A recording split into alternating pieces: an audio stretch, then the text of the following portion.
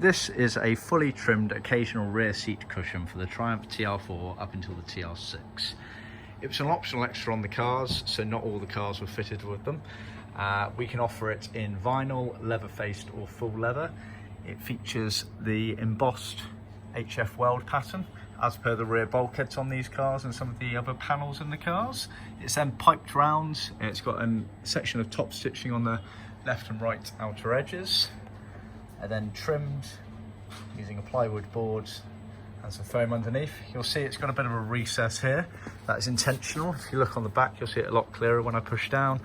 That there is a cutout for the differential hump at the back of the car. So as you can see, it's been trimmed all the way around. You'll see the foam padding in there. And crucially on these, it's crucial to get a very straight line going down the trim there. As you can see, this has been done very nicely.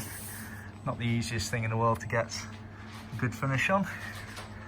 But that is a kit, so we can sell the rear seat cushion cover on its own, along with the foam, along with the plywood base, or we can supply them fully trimmed up, ready to clip into your car.